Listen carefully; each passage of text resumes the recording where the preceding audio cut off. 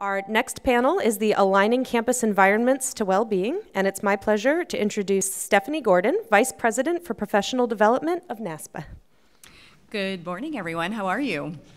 Welcome to those here in the room and also those online. We're very excited to be here to talk a little bit about aligning the campus environment to well-being. And you'll hear lots of themes from this morning. I'm sure from the first panel you heard some things that connected to the next, and this will also be part of that discussion. I think where we're going to come at this discussion is really at the campus leadership level. I've been at NASPA for 15 years, and in that time I've seen our NASPA Strategies Conference grow from about 400 participants to about 1,200 participants, and really thinking of ourselves, NASPA, as a convener of multiple entities within the environment. And so I'm looking forward to having that conversation with our panelists here today. Our panelists joining me today are Helen Stubbs, who is a senior consultant at Gallup, where she supports Gallup's higher education research relating to student and graduate well-being and its relationship to the college experience. Dr. Hollie Chessman is a research fellow at American Council on Education. Her work at ACE is funded by Georgetown University and is focused on what senior college and university leaders need to know about creating communities of well-being. She spent 17 years as a student affairs professional, with 10 of those being in the functional area of housing and residence life. Dr. Brenda Higgins, oops, I skipped over Kelly. I'm going to go to Kelly first. Kelly Hogan is a higher education administrator with a master's in public health who has served in 2 director roles over the last 8 years. Most recently, in her last 4 years, she spearheaded the creation of a newly developed holistic student well-being department at the University of Notre Dame, and prior to her tenure at Notre Dame, she created a similar student health promotion department at the University of Chicago. And finally, Dr. Brenda Higgins is the Associate Vice President for Student Health and Wellness at Truman State University, which is Missouri's highly selective liberal arts institution. Her areas of responsibility include the Student Health Center, the University Counseling Services, and the Office of Student Access and Disability Services. Additionally, she serves as the Responsibility Center for the development of a culture of well-being at Truman and co-chair of the JED Campus Coalition.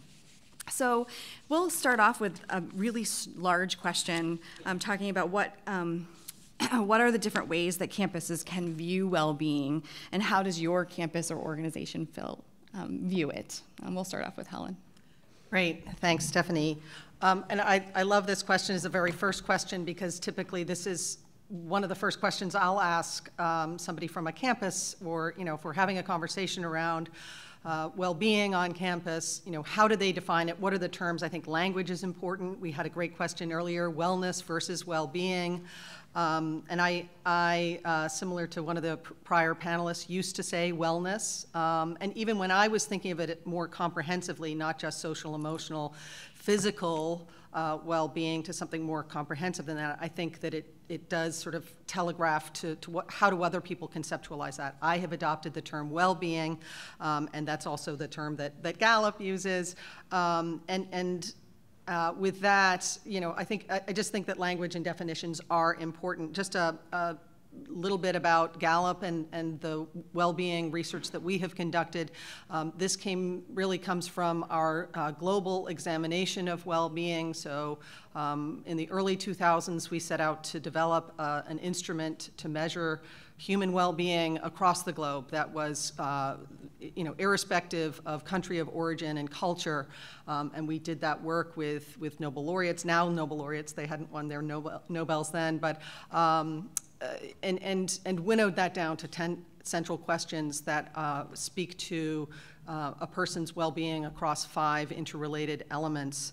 And I think, what's interesting is when I've presented this work to directors of health promotion and wellness on college campuses, I say wellness, but, well-being, yes, on college campuses.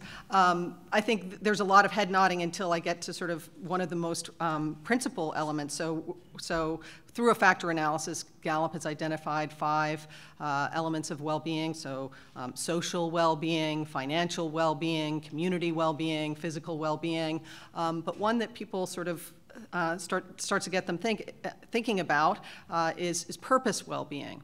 And so I can speak more to that in a little bit, but I think, for those first 4 elements, I think we can identify places where, on campus or efforts to promote those things that are going on sort of intentionally, and that aspect of purpose, I think, is really critical. And what I will say also related to Gallup's global research in this respect is that when we look at across those 5 elements, what has the greatest impact, that actually purpose well-being has a disproportionate impact on one's overall well-being, for better and for worse. And so when you think about that in respect to the college environment and the college experience, I think that has major implications.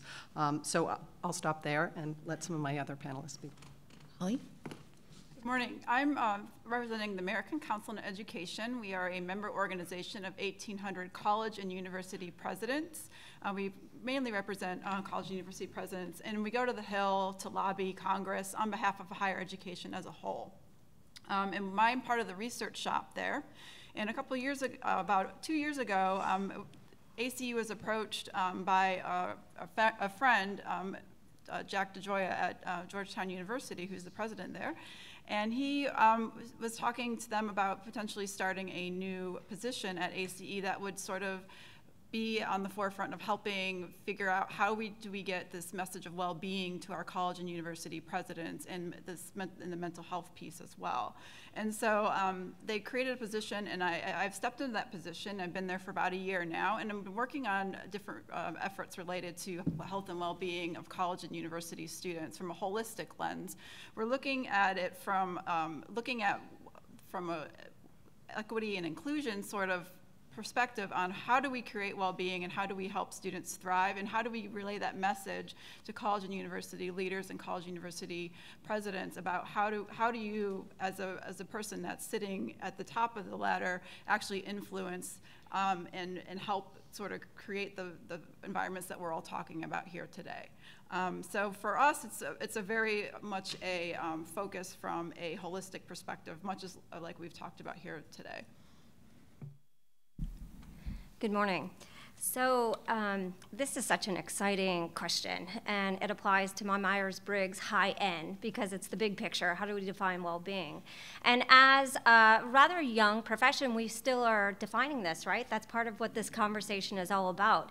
And I go to the theoretical foundations, and so thank you for the earlier shout out to the Okanagan Charter, because there was this wonderful thing that happened in 2015 in which they helped us define what is well-being across higher ed institutions throughout the world, not just in the United States, but throughout the world. And there are 2 calls to action that I want to remind us in the most theoretical sort of way. That's what we aspire for well-being. And then there was the shared statement that was released this summer with ACHA and NERSA and NASPA and many other organizations, very reputable organizations, in which there are calls to action like, where is higher ed's role in well-being? Then I took it to the CDC and I said, how does the CDC define well-being, right? And theirs is a little bit more individual. So it is based on positive emotions, not just negative emotions, and it's living life to its fullest and most satisfactory sort of way. They also say it's not universally defined yet, but they do address these settings, these social, environmental factors that all influence an individual's well-being. So of course they're referring to the SEM, the socio-ecological model. So in theory, we're still chewing on this. There are some charters out there that help us define it. Thank you, UVA, for bringing the Okanagan Charter all throughout campus and sharing that with your campus partners. What I found from an applied perspective at the couple of institutions I've had the pleasure at working at is you meet the institution where they define it. So one of my first questions is, as a group, when we're around the table, how do we define well-being? And so it's almost like when you think about the trans-theoretical model and stages of change, where's the institution at and their level of readiness, and then we address it at that level. So I think for each institution, there are some backbone elements in which that we define well-being, but then it can be very specific and tailored to each institution based on where they're at, their priorities, and so thus then the processes of well-being that they implement at that point. Thank you. Good morning. It's almost lunchtime. That's the good news. I'm from Truman State University, and we're a highly selective university, which means that we get very successful, performance-driven students. Those students also come with a lot of stressors when they're amongst a group of other students who are highly driven and performance-based. They can't all be A students anymore, and they were all A students when they came to us. And so, fortunately for us, our students actually took an initiative last year, and they, through their homecoming philanthropy, spent the money for us to become a JED institution. And for those of you who aren't familiar with JED, I'll give a shout out to JED because they have helped us develop through data a strategic plan to deal with the well-being of our students. And we're looking at it very much from an ecological model, not just for our students, but for the campus as a whole. My position actually came about because of that, and though I'm called the Associate VP for Student Health and Wellness, my charge is really to coordinate efforts on the whole campus, not just with students and their wellness. So I think we're all coming to the conclusion that well-being is more than wellness, that it involves people being satisfied and happy with their life and thinking about what their purpose and their meaning in life. And as a director of a counseling center, I've seen for years that those students often struggling with depression and anxiety are also struggling with purpose and meaning in life. And so I think that our efforts toward well-being may in fact help with our efforts in the mental health arena. Thank you very much. I think as the theme in all of our panelists' conversations have been this idea that this is a holistic review of the campus, of our environment. It's not just about students, it's about us as staff and faculty engaging in that community. It's also about the globalness of what well-being might be. Each one of them talked about the equity, inclusion, social justice connection. From our previous panel, we talked a little bit, there was another panelist who talked about the definition of well-being almost being a white definition of well-being. We need to think about our students from a holistic perspective, all of our first generation, low income, other students who come to campus, not necessarily in the high achieving world, but also in those environments where they're working full time, engaged in other environments that then don't allow them to pay attention to their health and well-being when they actually need to do that in order to be successful within their institution. So thank you so much for your conversations. So as we think about the campus stakeholders, and each of you have a different perspective in this environment, what campus stakeholders should be fostering a culture of well-being, and what are some strategies that you have had or experienced in getting those stakeholders engaged in that process? I'll let whoever decide to answer first. I can start since I was last. We have task forces going on in our university for different stakeholders. So we have faculty task forces who are working on curriculum changes. They're also working currently to develop a white paper of best practices for faculty to encourage well-being, not just of their students, but of the faculty themselves, which we think that the role modeling of faculty is going to be very important for our students in developing their own well-being. Some small things that they've discussed are things like not having papers due at midnight. What is that saying to students when we have papers due at midnight? Not answering email at 1 a.m. What is that saying to students when we're answering email at 1 a.m.? Then we also have task force for advisors. And, you know, we're trying to think of those groups who may not traditionally be the people who have been thought of as being the representatives for well-being on our campus, outside the health center, outside the counseling center, outside prevention. So our advisors are going to have a little checkbox each time they meet with their advisees that they have discussed some component of well-being with their advisees when they talk to them about their scheduling and that kind of thing. So we're just, through these different task forces, we're trying very hard to change the whole community culture and to get everyone involved. So the question is, who are the key stakeholders? And the answer is pretty short. All of us are. So as you all know, well-being is this really intricate strategic process that's woven throughout the unique fabric of any institution. And since we all are a part of that unique fabric, we all have a stake in the game. And so the answer really is all of us. Now, what I've found in building departments that were both new philosophies at different institutions, sometimes that's not a shared understanding until you actually start to build those relationships and you come to that common agenda, that collective impact.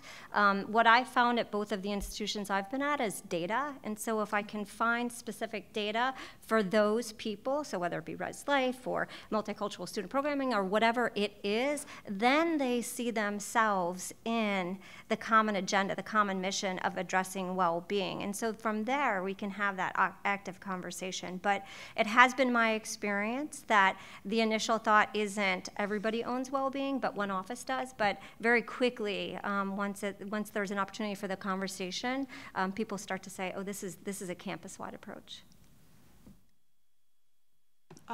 Earlier this year, ACE transitioned to new leadership, and one of the pieces of that new transition was for ACE to go out and talk to different campuses and see, like, what are the concerns that are rising to the top for different administrators and different people on campuses. And one of those things that is rising to the top is this well-being, mental health sort of theme. And so one of the things I think that in terms of your stakeholders on campus, and I'm going to echo what these ladies said as well, is it's everybody's responsibility. It's not just the Office of Wellbeing or the Office of Student Health, it's everybody's responsibility. And so one of the things that we're working on is trying to figure out how to make sure that we are informing our leadership and sending a clear message that it is everybody's responsibility and not just one sole person's responsibility. That's great. I guess I'm going to echo what my fellow panelists have said and just take this from the Gallup perspective. So, and again, I also come at this, or we come at this from a data-informed perspective. So when we have looked at college student well-being, and we run a driver analysis to see what are the predictors of student well-being, and no matter how we develop that model, whether it's a really expansive model or a very restricted model, the number one and number two drivers that most consistently or not most always show up as number one and number two drivers are at this school I have the opportunity to do what I do best every day, followed by I feel safe at this school. And so when you think about those two statements and how those might draw people into this conversation and what their department or unit might have, what their role might be in promoting that sentiment and that feeling among students, I think we can see that as an opportunity to really enfranchise a whole host of folks who might not necessarily think of themselves as playing a role in supporting student well-being. And interestingly, when we go and we, I will say we have lots of conversations around this at Gallup and say, well, what, when a student responds, I feel safe at this school, what does that refer to? So we've done a driver analysis on that. And we find that it's not just related to statements of social and emotional support, whether that comes from their friends and their fellow students, but also faculty and staff. But we also see campus climate factors and demographic factors show up as well, to Stephanie's earlier point around, thinking about diversity and inclusion and how that has an impact on college student mental health and well-being. And when you think about, when we also do a driver analysis at this school, I have the opportunity to do what I do best every day. Well, aside from that, I will say that is very resonant with a lot of our work around strengths and identifying students, allowing them to identify their strengths and draw upon their strengths. But when we look at this from a driver analysis, we do see also a lot of factors showing up related to students' preparation for career and feeling prepared for the workforce. We see a lot of statements related to faculty and student engagement. My professors care about me as a person. I have a mentor who encourages me to pursue my goals and dreams.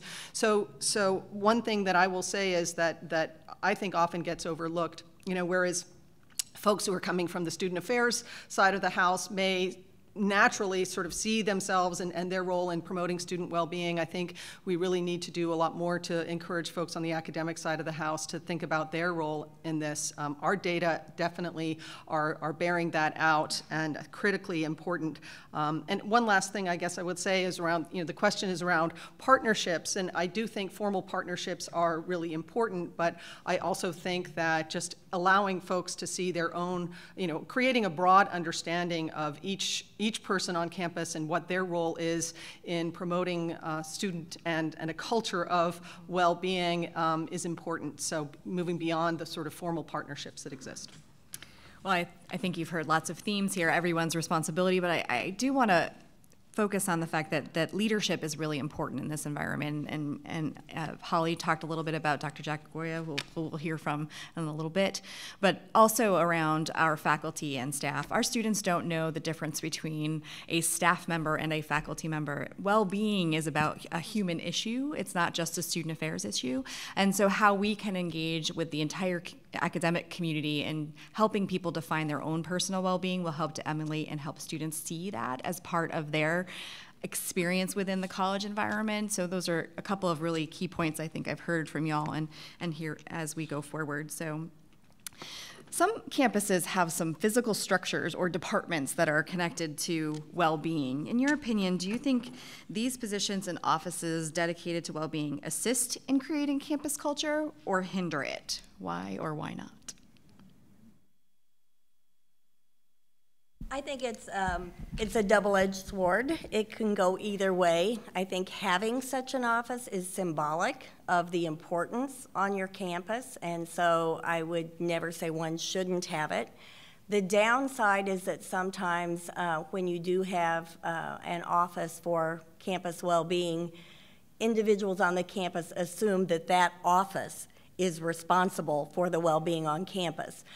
So it's important that if you do have that kind of office, that you still make those kinds of collaborative relationships, make it known that this office is here as a resource to assist people, but that the well-being is a responsibility of everybody on campus, not just to one office.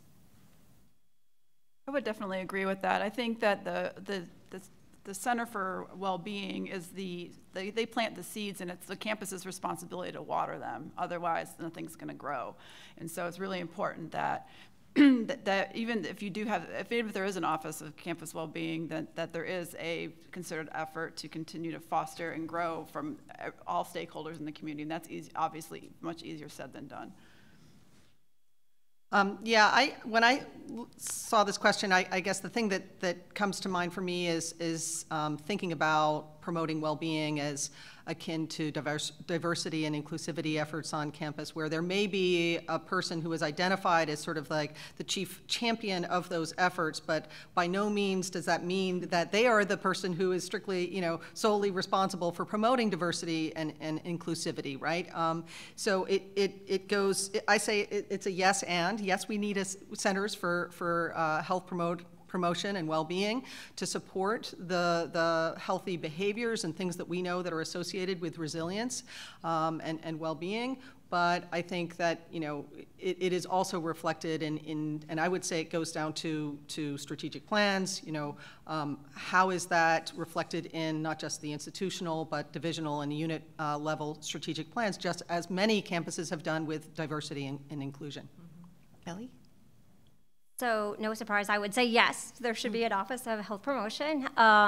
So I do, to echo all of us, but the way I philosophically look at it is, of course, that it shows an outwardly statement of institutional priority. I also think organizationally where the office is placed within the org chart also communicates, very silently but strongly, the institutional priority. And so those things matter. If this is an important philosophy to an institution, placing it and putting resources towards those departments matters. However, I would agree that sometimes it is then understood that office owns health. And yes, we are trained professionals and specialists that we know how to facilitate very complex strategies throughout a fiefdom, but it requires the fiefdom to help do that together. So an example a very tangible example that I have is the work that the University of Notre Dame is doing on the built environment that came out of a faculty researcher's work on the built environment and how it affects well-being. And the Student Well-Being Center then began to implement in our small little square footage some of those elements of well-being and assessing that. And from there, we have carried out through the campus fabric. And so you'll see it's like a full circle. So yes, we are the hub, but it is so much more intricate than that. That's all I have to say on that, other than yes. Great. So given all of this question that the campus is all responsible, but there are folks who lead this charge, if a campus needs to persuade campus leadership to see the benefits of creating a community of well-being, what do you think may resonate with campus leaders in this community? I'll start with this one. I think one of the big things is the bottom line, right? Where is our return on investment coming from actually investing the resources, human or otherwise, in this particular topic area? I think one of the things that we're working on at ACE is we're working on a brief that will come out through collaboration with the Healthy Minds out of the University of Michigan we're going to direct at presidents about the return on investment that gives them a tangible scenario as well as strategies for how investing in this area of well-being and mental health can actually basically see a return on investment for your particular institution, because when you think about the amount of money that you spend recruiting a student, the amount of money that you lose is much bigger. And then also in terms of like dealing with a crisis situation on campus, if you're putting resources towards well-being, you're not spending all the extra time and money that managing a crisis. So there's a couple components that come into that, but it comes for me and for the work that I'm currently doing with ACE, we're looking at the return on investment and then also the longer term impacts on students and what students gain from having a campus that's focused on a culture of well-being. Yeah, I'll take this as well from sort of the organizational perspective, and again, based on the data and the research that Gallup has conducted, in terms of how do you appeal to senior leaders, the most senior leadership on campus, I think that this really boils down to sort of the central mission of higher education, right? So again, getting back to that critical role of purpose, well-being, and when you think about, and I will say that, you know, when we have shared that finding, some of the folks who are sort of most taken by that are people who come from the developmental psychology field, and they thinking about sort of that critical transition from late adolescence to early adulthood and the importance of, you know, identity formation, finding one's purpose, and think about what is the mission and purpose of the higher education experience and in promoting that sense of purpose. And so I feel like it really does get down to, again, the foundation of the educational mission of higher education. And you think about, you know, preparing people for purposeful and productive, you know, lives and careers as you know, productive and engaged citizens. I think, you know, it really speaks to just an alignment with that mission and purpose of institutions of higher ed. Well, I would agree with everything said. I think that when I talk to higher administrators, I always have to bring in the financial aspect of it, and Eisenberg with Healthy Minds has done a good job of actually giving you dollars and cents figures from the Healthy Minds survey of how much money an institution can actually save by meeting the needs, mental health needs of students that aren't currently met. I think also, though, there's recruitment. We've talked about the helicopters or lawnmower parents, whatever. The parents today are very concerned with their students' well-being. And if we can use that as a tool for recruitment, I think that speaks to administrators.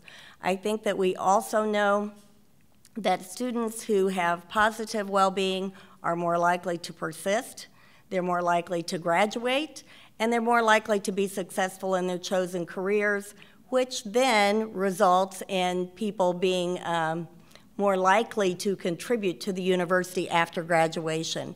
So all of those things, we have data to show, and I think it's important that we use that with our administrative team. Definitely.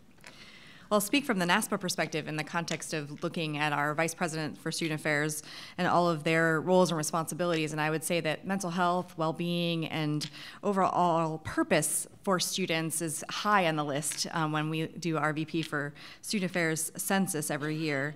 And we know from many, many years of student development theory that purpose and engagement and connection allows students to persist, but also this purpose of being able to be engaged in alumni afterwards will allow us as higher education institutions in difficult financial times to rely on our students as well as they graduate and become productive citizens. So as you think about all the things that we've talked about so far on this panel, what signals demonstrate a true institutional commitment to a culture of well-being? And what have you seen to bring this to life as a culture and community? Hollie, I'll have you start with this one. Thanks. I think my position at ACE, I think is symbolic of the field's sort of commitment to well-being in higher education. I think that campus leadership is seeing mental health and well-being of college students as an issue, and there is more and more attention that's being paid to this. We've heard people refer to the crisis in the mental health scenario. I've also heard from the other perspective of things that now we are reaping the benefits of teaching students that it's okay, that there isn't a stigma around having a mental health issue, that you should ask for help. So are we seeing the fruits of that particular cultivation of it's okay to ask for help, or is there a true crisis happening? I think one of the things that I'm seeing too is that an institution, our annual meeting not too long ago in March had a session on well-being and mental health. And Jed Foundation, I think Nancy was on that panel, as well as a few others. And it was a standing room only crowd. So this was a really important issue for campus and university leadership, and it continues to be an important issue. And I think that getting information in front of campus leaders is going to show that it's going to continue to propagate this institutional commitment to well-being and mental health. I think when there are parts within that whole fabric of the system that I've been referring to, and when it's woven throughout there. So some examples of that could be it's an mission statement, or you can tie the work of well-being back to the institution's overall mission statement. When you look at the highest level of a strategic plan, so that could be at a student affairs level, or that could tie up into an institutional strategic plan, our work and our processes and our strategy is very overt in that. And then I think when you do campus diagnostics, so the Jed Foundation does a wonderful diagnostic, as well as other organizations do incredible diagnostics. And so they look at things like institutional buy-in, critical processes, policies, which all communicate, does a system support this or not support it? And then the overt signs, obviously, like resources, so staff, financial resources. And then again, I think I alluded to this earlier, but the organizational placement of the process of well-being is certainly an indication on where an institution is on their support. And I would agree with everything that everyone else said. The one thing that perhaps is missing is, I think those of us in student affairs have always been focusing on wellness, well-being, but we're working in educational institutions, and I think that it shows commitment when the curriculum actually infuses well-being throughout the curriculum, and I think that's an important area where we need to move forward, moving outside student affairs and into academic affairs as well. Yeah, just to add to that, what I was going to say was very consistent with Kelly's comments here. So not to repeat those, I will just say that I think the strategic, from a strategic planning perspective, yes, seeing well-being cited in that critical document, but then also reflected down to the divisional and unit levels. You know, what are the accountability measures? How are we measuring this? How are we working towards it? How do we know if we are actually getting there? The other piece that I will just say is that I think I think it's really important that we're not losing sight of sort of the holistic view, right? For residential campus communities, that we not forget about the well-being of faculty and staff as well. And how are we measuring that? How are we promoting that? And what I will just add to that is, the research that Gallup has done looking at employee engagement in higher education, which is not necessarily a one-to-one with their well-being, but we do know, again, that, as far as purpose well-being is very important, which is most often informed by one's career. The employee engagement that we are measuring in higher ed is pretty low. There's been no institution that we've measured that exceeds the lowest quartile of our global database. And so we have work to do to increase the engagement of faculty and staff on campus, to put it mildly. And then, also when we've looked at on campuses that are measuring student well-being and also the engagement of employees, we do see when we look at that at the academic unit level down to fields, we do see significant and important correlations between the faculty engagement and how their students are faring. So I will also say that I think the student mental health crisis has driven a lot of some of this conversation, plus just a broader, societal awareness of the importance of well-being. But I think it's really, really important that we not lose sight of sort of the entire ecosystem here. Mm-hmm. Definitely. Well, we've heard lots of conversation about the whole campus climate, and I think oftentimes we, as leaders within the higher education environment, we see the idea of campus climate surveys and focus on either campus safety or equity, inclusion, social justice issues. And as we think about moving forward as institutions and doing these campus climate surveys, one of the pieces that I think is often missing is this well-being connection to the holistic experience, not only purpose and passion, but also I feel safe in this environment from all the perspectives of I feel safe in this environment, to the leadership and the funding that connects to that campus climate in order to support the environment that makes it a healthy and well campus. I do know that there's been a wish to have additional questions, and we have a few minutes to be able to do that. So we do have one. How can we reconcile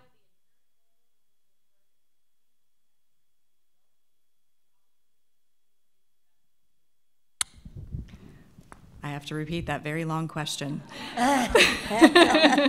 Thank you. Oh, there we go. How can we reconcile the inherent vulnerability of learning with students' connection between well-being and opportunities to do what they do best and feel safe? I'm not sure I'm going to answer that question, but I think we have to look at vulnerability as a positive. Brene Brown's work comes to mind. And we have to work with our students in understanding, and someone else mentioned this earlier, that failure is a method of growth. And so that is part of learning. We probably would never learn much of anything if we never failed. And so being vulnerable and taking steps and enrolling in classes where one maybe is not confident is a part of the process of growth and of well-being and finding purpose in your life. So I initially went to, there's so much in that question, so for whoever posed that, thank you. I went old school and went Maslow's hierarchy. You need to have safety in the bottom before you can go to any of the other levels. And when I think about the pinnacle or the ideal well-being, thinking about those different levels of the hierarchy and what we need. And so simply put, when I think about how it just makes so much sense that well-being is within higher ed institutions, is students are there for their success, their future success. And in order for them to do well, they have to feel well, right? And so that was typically my tagline. You need to do well, you need to feel well. So that stands true while they are in school, but then also setting them up for success, leading forward into a brighter future. I'd just add that oftentimes we as staff and faculty in institutions come to the table with lots of answers. And we often aren't the end-all be-all answer to all of these pieces. We all don't necessarily take care of ourselves in the best way that we possibly can. And in earlier panels, folks talked about utilizing students' excitement and leadership within these environments as well, from Active Minds to the new Dartmouth Mental Health Student Union, whatever we can do to help engage students who are both leaders and also vulnerable in trying to figure out where their place is within our community, utilizing all those opportunities to say we don't have the final and best answer, but we know that well-being is part of the experience of our college environment and will help you move forward in that purpose and passion as active, engaged citizens moving forward. So using that vulnerability would be a wonderful opportunity to lift up all of us, both students and faculty and staff. And I guess I would only add to that by saying it depends, right? It's going to look very different from one campus to the next, I think. I think, you know, it's critically important. I mean, to speak to Kelly's comment earlier about, you know, really needing to understand one's own institutional context, the readiness of one's own institution and embracing various different strategies to support student well-being.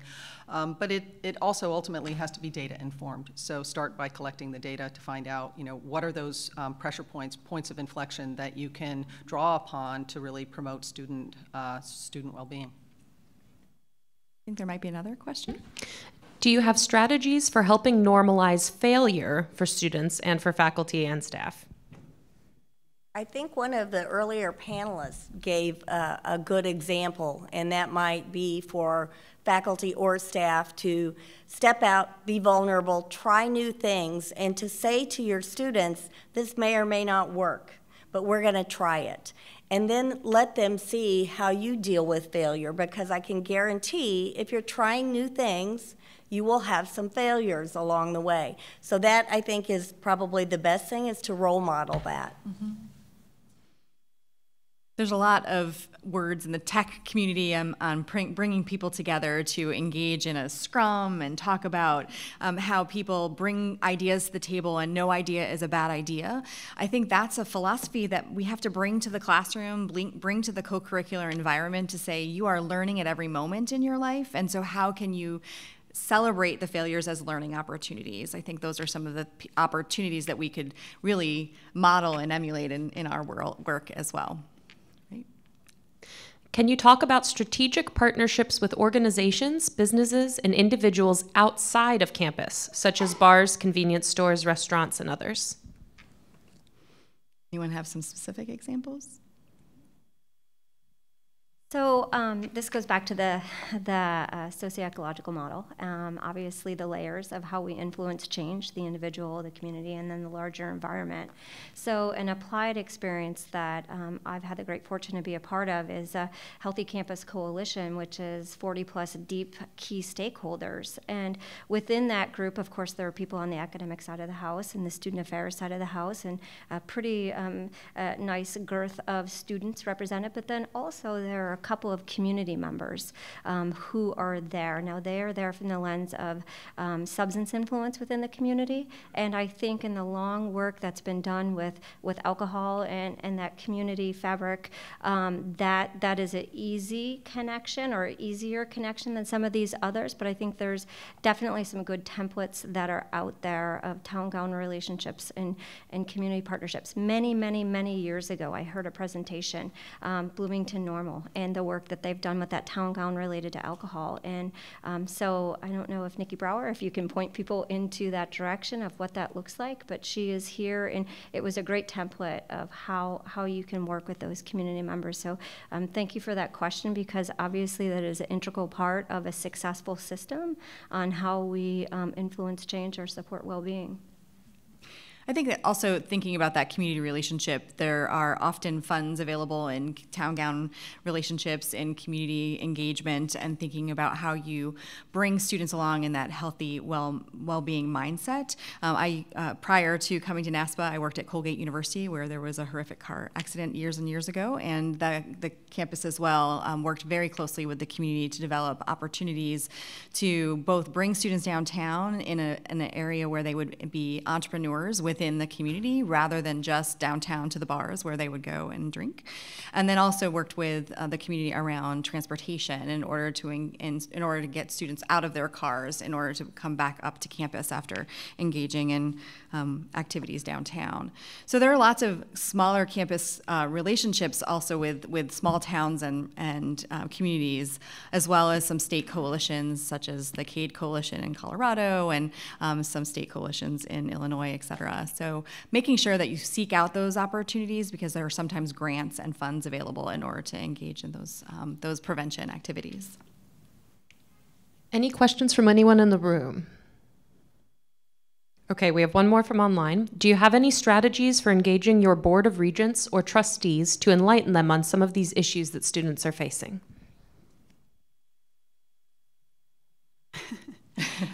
Sure. I think one of the things that can be done, data again, is where I think the key to this lies. Being able to show in tangible ways and talking about your data on your campus in tangible ways, like 5 out of 10 students on our campus suffer from anxiety issues, or 7 out of 10 students have issues with depression in the last 2 weeks.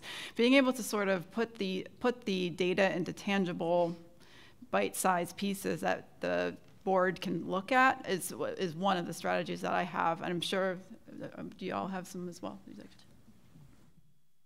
Well, obviously data is important. I think sometimes speaking to boards, in addition to data, storytelling means a lot. It reaches the heartstrings in addition to the brain and the finances, and so I think always adding some storytelling to make alive what that data may mean and may look like on our campuses is also important. So a recent experience that we've had with the Board of Trustees was related to the alcohol culture, and it was precipitated by a year-long study that the Health Promotion Department actually led. And what we did was we got a pretty comprehensive assessment of what is the alcohol culture current state of affairs, if you will. And the 4 chunks that we reviewed, which then engaged the Board of Trustees, was qualitative data. And so the storytelling, but with very intentional focus grouping through all members of the community and the campus fabric, with structured questions. Over 300 people weighed in on that. Qualitative data, so through 2 national assessments, and then many other pieces of data throughout campus, national benchmarking, and then we wrapped it up with very institutional specific unique nuances that was informing the alcohol culture. From there, the Board of Trustees became very curious about it, and then it became a strategic goal that they were looking at and have been looking at since for the past year. As a piece of addition, the Vice Presidents for Student Affairs often staff the Board of Trustees Student Affairs subcommittee of a Vice President of a Board of Trustees, and so an opportunity would be to bring data as well as engagement opportunities, so doing an actual program on well-being with your Board of Trustees and providing that data and information and programmatic pieces so that when they are having the board meeting that they actually understand what a program means. It's not just a fluff that someone is doing a well-being program, that it's actually a learning process. Engaging those board members in a process would be a program would be a really good way to do that and engage your vice president with that. So I think we are out of time, so I want to thank all of our panelists today for this morning and our audience members. Hopefully this panel has provided some insight and can spark some further discussions on your campus. This is the last session of the morning and lunch is being served, so feel free to grab a plate. And at 12:30, today's keynote speaker, Georgetown University President Dr. Jack DeGoya, will be delivering our keynote address. Thank you so much.